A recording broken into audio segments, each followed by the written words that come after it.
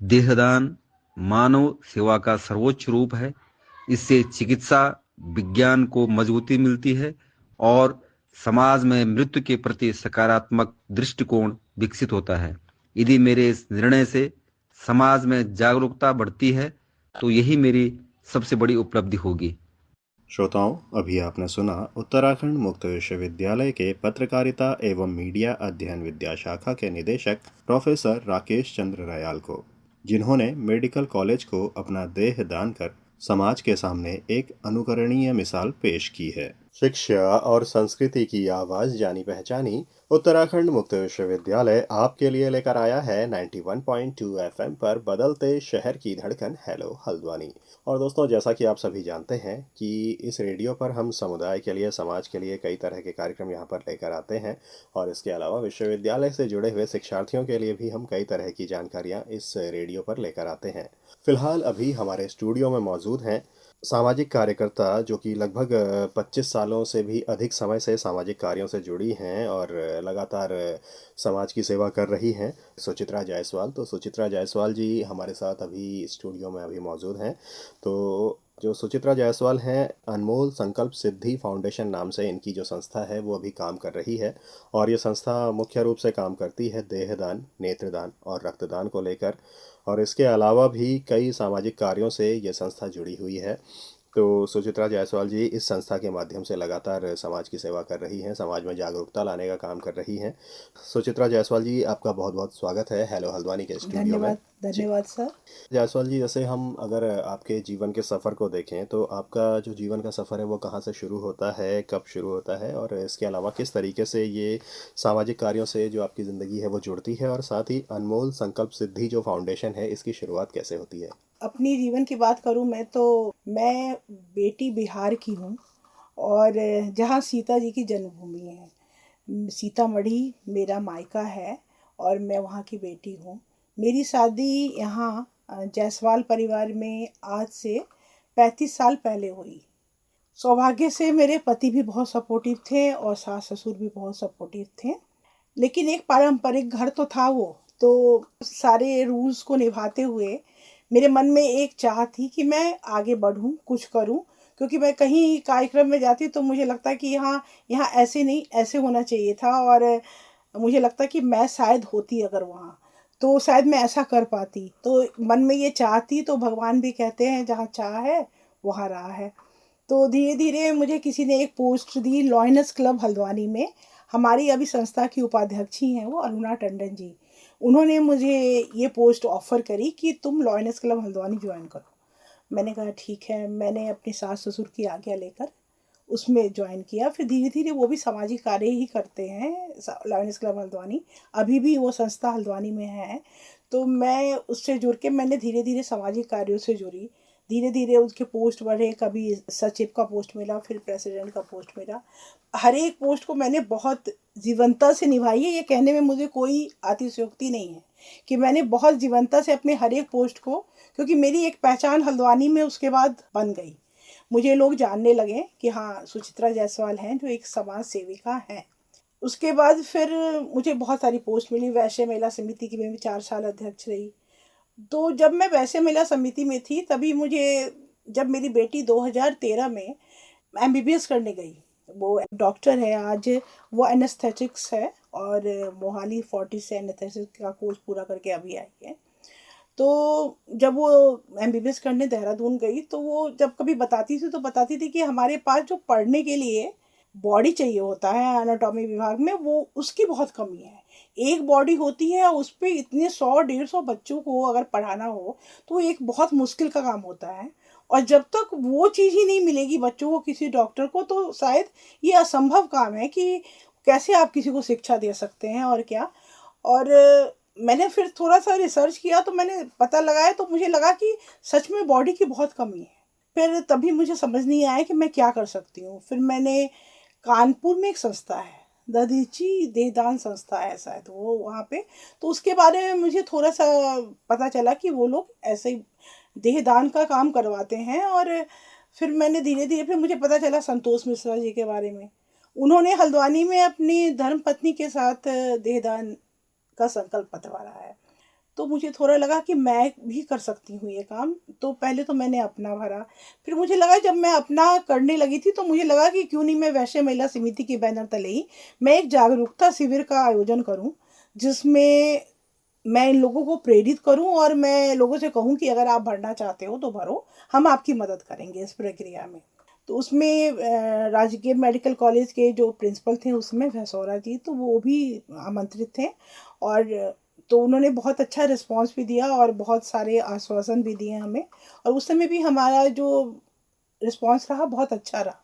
उस समय मुश्किल से 8-10 फॉर्म हमने भरवाए होंगे, लेकिन फिर भी वो प्रक्रिया, दरअसल उस समय मैं सच कहूँ तो मुझ में भी उतना नॉलेज की कमी थी थोड़ी। बैनर पे मैंने देहदान और अंगदान ये लिखवाया था, तो बहुत सारे क्वेश्चन आ गए मेरे सामने कि आप कैसे अंगदान करवा सकती हैं, यहाँ तो ये सुविधा नहीं है, हल्द्वानी में ये सुविधा नहीं है। मैं बताना चाहूँगी कि हल्द्वानी में अभी तक अंगदान की सुविधा नहीं है, क्योंकि यहाँ कोई भी ऐसी मल्टी स्पेशलिटी हॉस्पिटल नहीं है। और यहाँ सिर्फ देहदान की सुविधा है, नेत्रदान की सुविधा है, क्योंकि अब तो यहाँ आई बैंक भी है, और रक्तदान तो हम करवाते ही करवाते हैं। फिर मैंने अपनी गलती समझी, मैंने थोड़ा चेंज किया और फिर मैं देहदान के लिए काम करना शुरू किया मैंने। तो धीरे धीरे लोगों में जागरूकता बढ़ी, हमने कई जागरूकता शिविर लगाए। बहुत सारे जागरूकता शिविर लगाने के बाद फिर धीरे धीरे फिर जब मैंने वैसे महिला समिति की पोस्ट छोड़ी अध्यक्ष पद की, मेरे बच्चों ने भी कहा कि आपको कुछ करना चाहिए। तो बच्चों की प्रेरणा से, पति की प्रेरणा से मैंने इस संस्था का निर्माण किया, अनमोल संकल्प सिद्धि फाउंडेशन। थोड़ा अनमोल और संकल्प सिद्धि, मतलब मुझे लगा कि संकल्प से ही सिद्धि मिलेगी मुझे, तो मैंने इस नाम को इसलिए चूज किया। और मुझे लगता है लोगों में जागरूकता आई है इस मामले में, क्योंकि पहले जहाँ लोगों में डर व्याप्त था, पहले जहाँ लोगों में लोग कहते थे कि नेत्रदान करेंगे अगर हम इस जन्म में, तो अगले जन्म में हम अंधे पैदा होंगे, पढ़े लिखे लोगों की ये धारणा थी। मुझे थोड़ा दुख भी होता था, लेकिन मैं सोचती थी कि पता कैसे समझाऊं मैं, मुझे समझ नहीं आता था कि। फिर मैंने धीरे धीरे जागरूकता शिविर का आयोजन किया और हमारे पास फॉर्म रखे होते थे, और मैंने अपना नंबर जनरेट कर दिया कि अगर आप में से किसी की इच्छा है, अगर आप देहदान करने में इच्छा रखते हो तो आप हमसे संपर्क करें, हम आपके सारे कार्य करा के मेडिकल कॉलेज तक पहुंचा देंगे उस कागज को। जैसे आपने बात की कि कहीं ना कहीं देखा जाए तो बेसिकली क्या होता है कि माता पिता से बच्चे प्रेरित होते हैं या फिर उनसे प्रेरणा लेते हैं। जैसे आपने अभी बातचीत कही कि अनमोल संकल्प सिद्धि फाउंडेशन की जो इसकी नींव जो रखी गई वो आपने अपनी बेटी से प्रेरित होकर के या फिर उनकी बातों से प्रेरित होकर के आपने इस फाउंडेशन की नींव रखी। तो अब जैसे आप प्रक्रिया की बात कर रही थी कि अगर कोई देहदान करना चाहे तो उसके लिए क्या प्रक्रिया है, तो ये क्या प्रक्रिया है, इसी सवाल पर हम आने वाले थे। तो उसके लिए क्या प्रक्रिया होती है स्टेप बाय स्टेप, अगर हमारे श्रोता भी जानना चाहेंगे। जी बिल्कुल, मैं बताती हूँ। इसके लिए आपको एक ई स्टैम्प पेपर लाना होता है, जो 10 रुपीज़ का तहसील से निकल जाता है, और शपथ पत्र हमारे पास होते हैं। फिर आपको वो फिल करके एक आधार कार्ड की कॉपी और एक फ़ोटो के साथ आपको, और 2 विटनेस चाहिए होते हैं आपकी फैमिली के, ताकि, क्योंकि मरने के बाद ये जिम्मेदारी परिवार वालों की होती है, हम कुछ नहीं कर सकते। अगर हमारी इच्छा भी है, अगर आपके परिवार वाले सहमत हैं तो वही पहुंचाएंगे आपको मेडिकल कॉलेज तक। तो इसलिए परिवार वालों की विटनेस हम लेते हैं और उनकी साइन लेते हैं, उनके फ़ोन नंबर भी लेते हैं, और उसके बाद उस कागज़ की नोटरी कराई जाती है।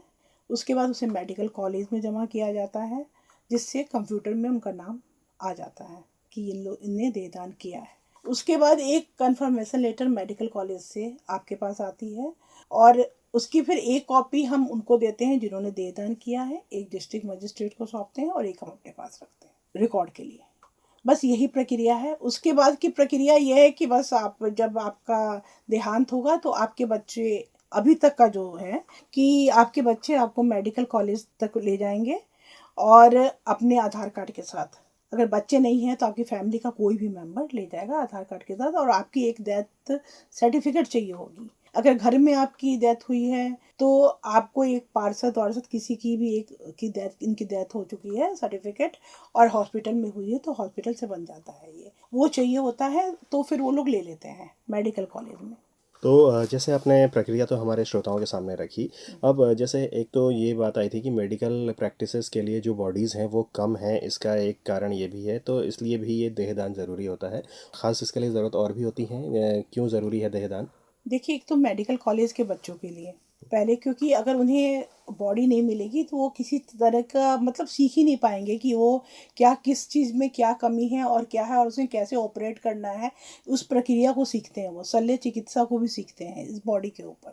दूसरे साइंटिस्ट के भी काम आता है ये। और तीसरे इस पे मतलब बहुत सारे रिसर्च किए जाते हैं जिससे बहुत सारी बीमारियों का पता चलता है। अगर किसी की डेथ बॉडी जाती है तो पता चलता है कि किस बीमारी से उसकी डेथ हुई है और उससे किस बॉडी पार्ट्स पे क्या इफेक्ट्स पड़ा था। तो इन सब चीज़ों को लेकर, और बहुत बड़ा मतलब ये मानवता के लिए एक बहुत बड़ा काम है। आप इससे हजारों डॉक्टर तैयार कर सकते हैं, वो हजारों के काम आ सकते हैं जो जान बचा सकते हैं। तो मैं नहीं सोचती कि इससे बड़ी कोई मानवता की मिसाल है कि अगर आपने ये दान किया है। लेकिन ये इस सोच के साथ आप करें तो, अगर नहीं तो को कहते हैं नहीं, कोई नहीं, कोई नहीं, हमें क्या ज़रूरत है कि हम मेडिकल कॉलेज में दें। और ये तो फिर, तो उस समय तो ये फिर ही हो जाता है, हम किसी से जिद नहीं करते। तो आपने ये भी बताया कि हमारे श्रोताओं को ये देह दान क्यों ज़रूरी है। तो सुचित्रा जायसवाल जी, हमारे श्रोता शायद ये भी जानना चाहेंगे, जैसे आप लगातार इतने लंबे समय से आप जागरूकता अभियान चला रही हैं और लगातार आप जागरूकता के लिए कई शिविरों का आप आयोजन कर रही हैं। तो इन शिविरों का आयोजन करने के दौरान या फिर इन जागरूकता अभियानों के दौरान आपको किस तरीके की समस्याएं आती हैं या फिर किस तरीके के आपको सवालों का सामना करना पड़ता है? हाँ, जैसे मैंने अभी आपको बताया कि कुछ लोग इसके लिए राजी नहीं होते हैं। जैसे कुछ लोग राजी हो भी जाते हैं तो उनके बच्चे राजी नहीं होते हैं। क्रियाक्रम तो तब भी होता है जब बॉडी चली जाती है।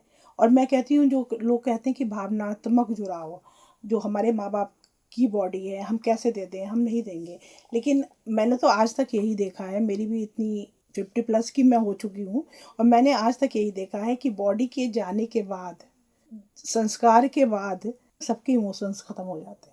तो फिर अगर मरने के बाद आपका शरीर किसी के काम आ रहा है तो इससे बड़ी बात क्या है। तो लोगों में ज़्यादातर क्वेश्चन यही होते हैं कि नहीं, हमारा क्रियाक्रम नहीं होगा और ये नहीं होगा। तो ऐसे केस में हम उनसे जिद नहीं करते हैं।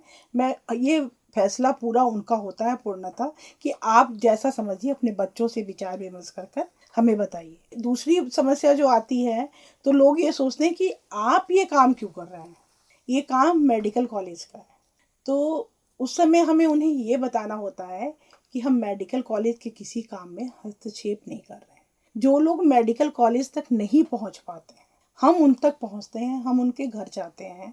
और बहुत ओल्ड एज के लोगों का हमने करवाया है जो इतने शिद्दत से, मतलब हमें कॉल करके अगर एक दिन भी लेट हो जाता है तो कहते हैं कि आप क्यों नहीं आए, आप आओ, हमारा करा दो, हमारी ज़िंदगी का कोई भरोसा नहीं है। तो मतलब ऐसे ऐसे MBBS डॉक्टर ने भी हमसे कराया है। आप कल ही आप प्रोफेसर साहब ने भी कराया है हमसे।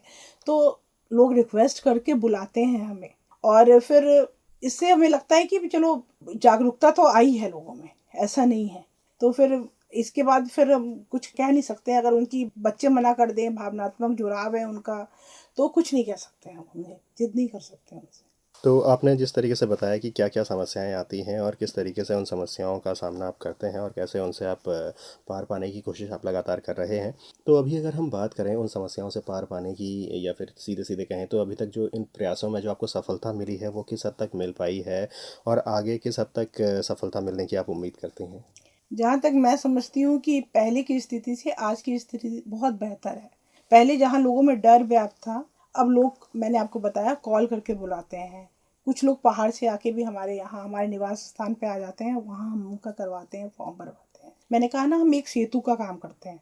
क्योंकि जो मेडिकल कॉलेज की प्रक्रिया को समझ नहीं पाता है, नोटरी करवाना जिसके लिए संभव नहीं है, जो वृद्ध करना चाहते हैं और वो चल नहीं सकते हैं, हम उनके लिए सेतु का काम करते हैं। तो फिर यही है कि बहुत जागरूकता आई है।